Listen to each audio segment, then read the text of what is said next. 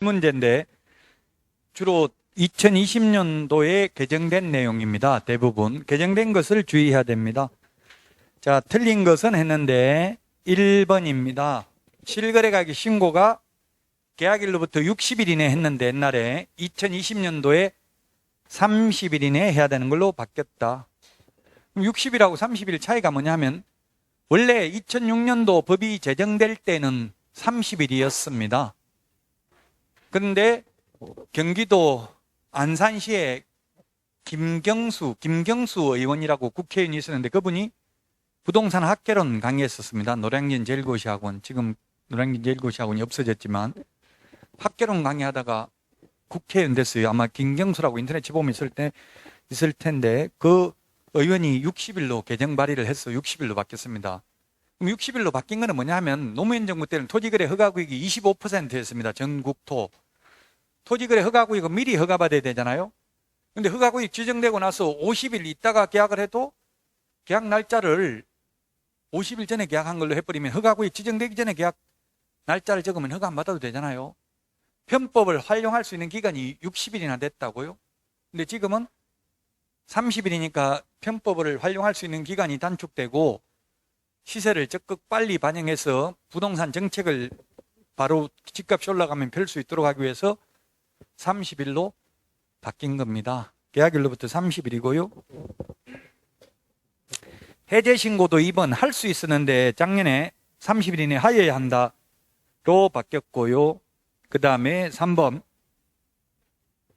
계약 체결하지 아니하였거나 부동산 거래 신고 후 계약이 해제 등이 되지 아니하였음에도 불구하고 거짓으로 신고하면 신고 포상금 지급받을 수 있도록 개정됐고요.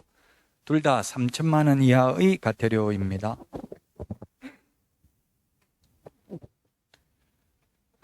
자, 그 다음에 4번 거래 당사자는 부동산 거래 신고한 후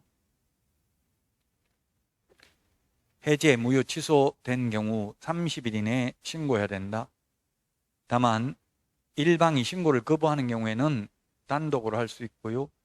맞습니다. 5번 계약 체결하지 아니하였음에도 불구하고 거짓으로 부동산 거래 신고를 하는 행위자에게는 해당 부동산 등 취득가액의 100분의 5% 이하 과태료를 부과하는 게 아니라 3천만 원 이하의 과태료입니다. 계약해놓고 다운계약서, 업계약서 적어서 거짓 신고하면 취득가격의 100분의 5 범위 내에서 과태료죠. 근데 아예 처음부터 계약도 안 하고 계약한 것처럼 거짓으로 신고를 하면 3천만 원 이하의 과태료입니다. 계약을 안 했기 때문에 거래 금액을 알 수가 없잖아요. 실제 거래 금액이라는 게 없잖아요. 계약 안 했는데 왜 이렇게 거짓으로 신고하냐고. 내 집값 올리려고 그 같은 아파트에 있는 거 10억에 거래한 것처럼 신고해놓고 거래도 안 해놓고 해제도 안 할 수도 있잖아요. 그 부동산 거래 질서 교란 행위라고 보고 이런 걸 신설했습니다. 이런 법 규정이 다 정상적으로 작동되면 집값이 내려가야 되는데 근데 지금 계속 역설적으로 올라가고 있었죠. 이때까지는. 근데 지금은 약간 좀 주춤하다고 매수의 시장으로 바뀌었다고 나오고 있어요. 뉴스에. 1번에 5번입니다. 2번은 틀린 것은 했는데 거짓 신고하면 5%입니다. 과태료고요. 근데 이번에 계약 체결하지도 않았는데 거짓 신고하면 3천만 원 이하의 과태료. 그 다음에 3번 해제 신고 안 하면 30일 이내 500만 원 이하의 과태료. 4번 해제 등이 되지 않았는데도 거짓으로 해제 신고하면 3천만 원 이하의 과태료. 5번은 거래대금 지급 증명자료 외자 동그라미 외의 자료는 500만 원 이하의 과태료라고 했죠. 외자 빠지면 거래대금 지급 증명자료 제출 안 하면 3천만 원 이하의 과태료입니다. 3번 틀린 것은 했는데 1번 신축, 증축, 개축의 경우에도 6월 이내 신고를 해야 되고요. 6월 이내 신고 안 하면 100만 원 이하의 과태료고요. 3번 계약 체결하지 않았음에도 거짓으로 부동산 거래 신고하면 3천만 원 이하의 과태료. 해제 등이 되지 않았음에도 거짓으로 해제 신고하면 3천만 원 이하의 과태료. 5번 투기과열지구 또는 조정 대상 지역이 아닌 비규제 지역의 경우에는 6억 초과가 아니라 이상의 경우에만 주택 취득, 자금 조달 및 입주 계획서를 제출해야 됩니다. 주택의 경우만 해당이 되죠. 주택의 경우에만. 여기서 주택이란 주택법 제2조에서 말하는 주택을 말한다 이렇게 되어 있습니다. 그 다음에 4번입니다.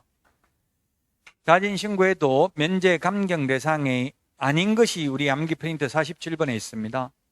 해당하는 것은 했는데 암기 프린트 47번에 있습니다. 미거래됐는데 거래하지도 않았는데 거짓으로 부동산 거래 신고하는 경우, 해제되지도 않았는데 거짓으로 해제 신고하는 경우, 거래 대금 지급 증명자료 미제출, 3천만 원 이하의 과태료 3개고요. 500만 원 이하의 과태료 3개입니다. 거래 대금 지급 증명자료 외의 자료를 제출하지 않는 경우, 30일 이내 부동산 거래 신고하지 않는 경우, 30일 이내 해제 신고하지 않는 경우는 자진 신고에도 면제 감경 대상이 아닙니다. 그럼 답은 3번이죠? 4번에 3번. 암기 프린트 47번에 있습니다. 자진 신고하면 면제 감경 대상에 해당하지 않는 것. 리니언시 제도라고 했죠? 그 다음에 5번.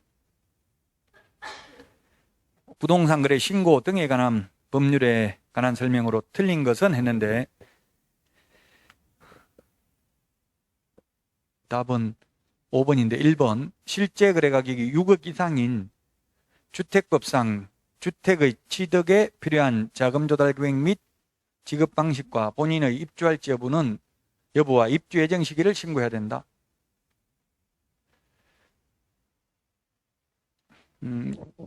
실제 가격이 6억 이상인 경우, 6억 이상인 경우는 비규제 지역도 해야 된다고 했죠?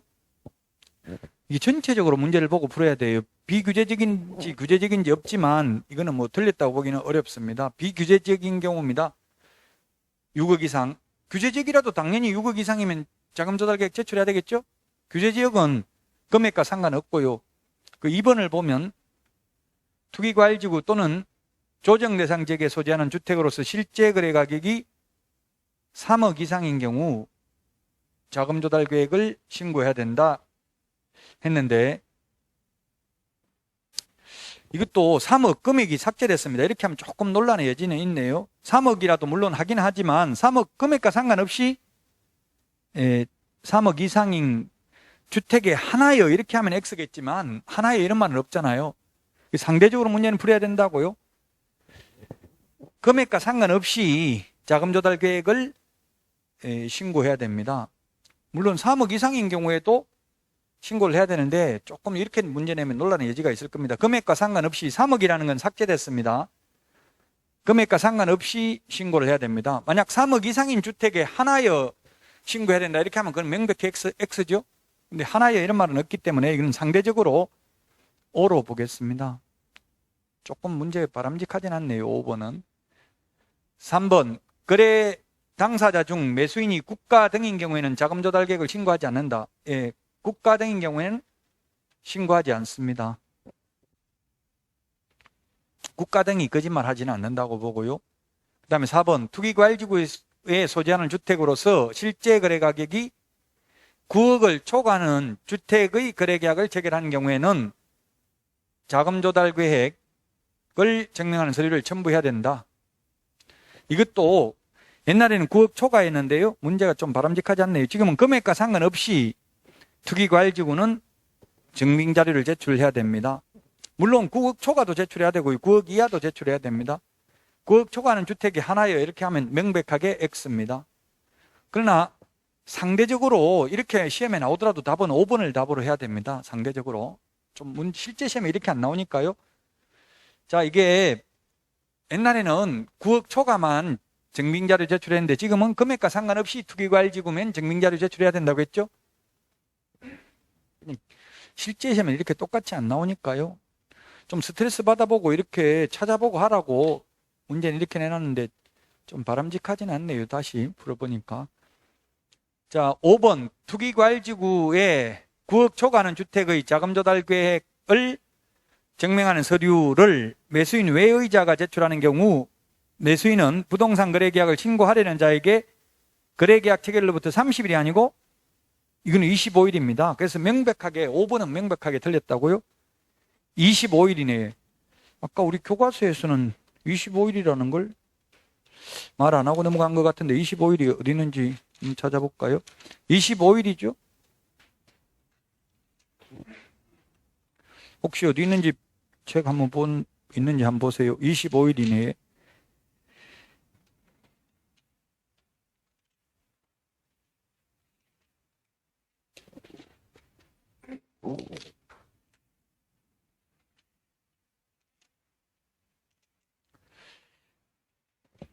자금 조달 계획 25일 이내에 아마 362페이지 35페이지 니은에 보면은 제출해야 된다. 25일 10번에 있네. 동그라미 10번에 있죠. 362페이지 동그라미 니은에 동그라미 10번에 25일 이내에 있잖아요. 찾았어요? 찾았어요? 그 25일 이내에 누구에게 제출해야 됩니까? 개업공개사에게 제출해야 된다. 신고관청에 제출해야 된다. 두 개 중에 하나가 있다면 답이 뭡니까? 둘 중에 하나 답이 있다면 개업공개사에게 제출해야 된다. 신고관청에 제출해야 된다. 25일 이내에. 개업공개사에게 제출해야 된다는 뜻입니다. 신고하려는 자라고 돼 있잖아요. 신고하려는 자.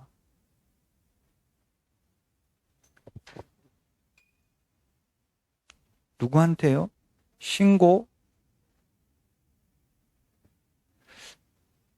신고하려는 자에게 이렇게 돼 있잖아요. 그 앞에 25일 앞에 신고하려는 자. 신고관청에 제출하는 게 아니고 개업공개사가 30일 이내에 신고를 해야 되잖아요. 그럼 25일 안에 개업공개사한테 이것 좀 신고해 주세요 하고 제출하면 개업공개사가 그거 받아가지고 신고관청에 제출하면 된다고요. 그러면 개업공개사는 현실적으로 제가 시스템을 보니까 그 전자문서 인터넷으로 해야 되지. 이거 서류 갖다 주러 신고관청에 가려면 차비 들고 하잖아요.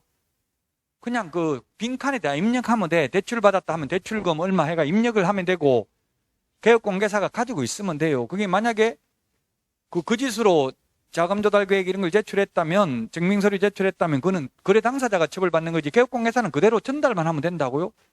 입력만 하면 되지. 그게 뭐 거짓말로 했다고 개업공개사가 수사관처럼 뭐 수사해가지고 너 진짜 맞냐 이렇게 조사할 수는 없잖아요. 그 담당 공무원이 조사해가지고 거짓으로 제출하면은 거래 당사자가 처벌받아요.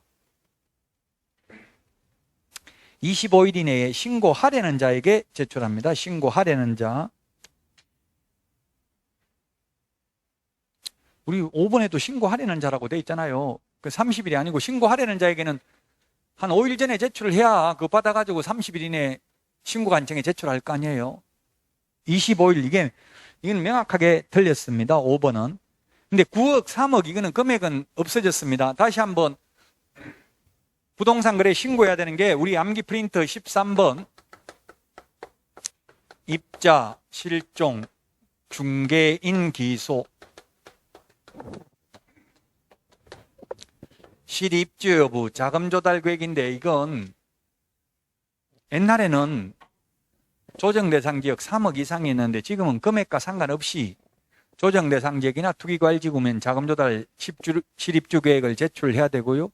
비규제 지역은 6억 초과가 아니라 6억 이상.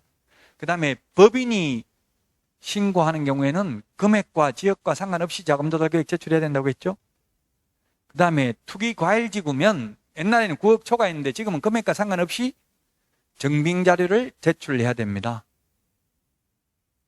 근데 이런 자료 제출을 신고하려는 자에게 제출하려면 25일 안에 제출해야 그걸 받아가지고 30일 이내에 부동산 거래 신고를 한다는 이야기입니다. 25일입니다.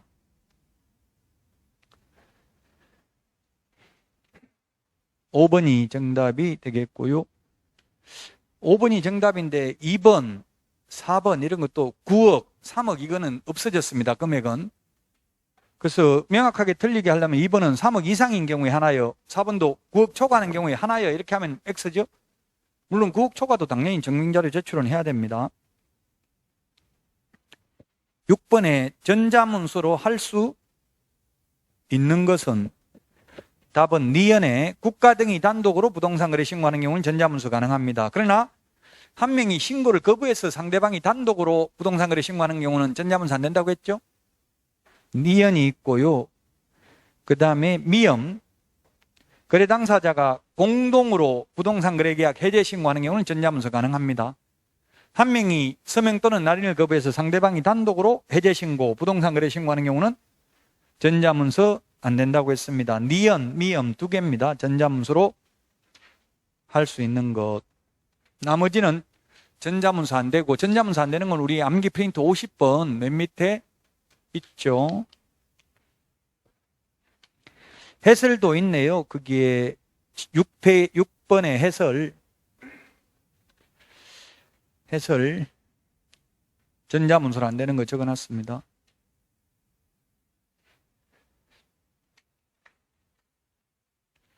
이게 안 되는 게 아니고 여기는 전자문서로 가능한 걸 적어놨네요. 가능한 걸 적어놨는데 거기에 동그라미 기억해 보니까 가로 안에 전자문서로 안 된다고 예외를 적어놨잖아요. 또 가로 안에 동그라미 기억, 동그라미 니연, 동그라미 디귿 전부 다 안 되는 거 예외가 있습니다. 동그라미 리얼은 예외를 안 적어놨는데 해제 신고도 역시 한 명이 거부해가지고 상대방이 단독으로 해제 신고하는 경우는 전자문서 안 됩니다. 자, 그 다음에 7번입니다. 자진신고자에 대한 감경, 면제 대상이 아닌 것은 했는데 암기 프린터 47번에 6개 다 해당됩니다. 30일 이내에 부동산 거래 신고하지 않는 경우, 니은에 30일 이내에 해제 신고하지 않는 경우, 거래대금 지급 증명 자료 제출하지 않는 경우, 거래대금 지급 증명 자료 외의 자료를 제출하지 않는 경우, 그 다음에 해제되지 아니하였음에도 불구하고 거짓으로 해제 신고한 경우, 계약 체결하지 아니하였음에도 불구하고 거짓으로 부동산 거래 신고한 경우, 해제 등이 되지 아니하였음에도 불구하고 거짓으로 해제 신고한 경우, 3천만 원 이하의 과태료 3개, 500만 원 이하의 과태료 3개, 요거는 자진 신고해도 면제 감경 대상이 아닙니다. 답은 5번이 되겠습니다. 5번. 자, 그 다음에 8번입니다. 틀린 것은 했는데 1번이 답이네요. 30일이 아니고 아까 며칠이라고 했어요? 25일 이내 신고하려는 자에게 25일 이내에 제출해야 된다고요. 그 다음에 2번 거래가격 중 분양가격 및 선택 품목은 거래 당사자 일방이 단독으로 변경 신고할 수 있다. 이 경우 계약서 사본 등 그 사실을 증명할 수 있는 서류를 첨부해야 되므로 사실 여부를 담당 공무원이 확인해야 되니까 전자문서 안 된다. 그 다음에 3번 거래 당사자의 주소, 전화번호 또는 휴대전화번호를 정정하는 경우에는 해당 거래 당사자 일방이 단독으로 서명 또는 날인하여 정정 신청할 수 있다. 일방이 가능하기 때문에 사실 여부를 공무원이 확인해야 되므로 전자문서 안 된다. 4번에 면적 변경 없는 상태에서 거래 가격이 변경된 경우에는 계약서 사본 등 그 사실을 증명할 수 있는 서류를 첨부해야 되므로 전자문서 안 된다. 그 다음에 5번에 거래 당사자 중 일방이 신고를 거부하는 경우 단독으로 부동산 거래 계약을 신고하려는 자는 부동산 거래 계약 신고서에 단독으로 서명 또는 날인한 후 부동산 거래 계약서 사본과 단독 사유서를 첨부하여 신고한 증에 제출해야 되므로 전자문서 안 됩니다. 2번부터 5번 다 전자문서 안 되는 내용들입니다. 답 1번이고요. 자, 그 다음에 9번입니다. 포상금 지급 대상이 아닌 것은 했는데 오늘 했잖아요. 포상금 지급 대상 아닌 것. 답은 3번이죠. 해제됐는데 해제 신고 30일 이내 안 하면 500만 원 이하의 과태료고요. 포상금 지급 대상이 아니고 해제 등이 안 됐는데 거짓으로 해제 신고하면 포상금 지급 대상이죠. 거기에 밑에 해설에 리얼 이게 6월 1일부터 올해 6월 1일부터 임대차 계약의 보증금, 차임 등 계약 금액을 거짓으로 신고한 자 100만 원 이하의 과태료고요. 포상금 지급 대상입니다. 포상금 금액은 과태료 금액의 20%라고 했습니다.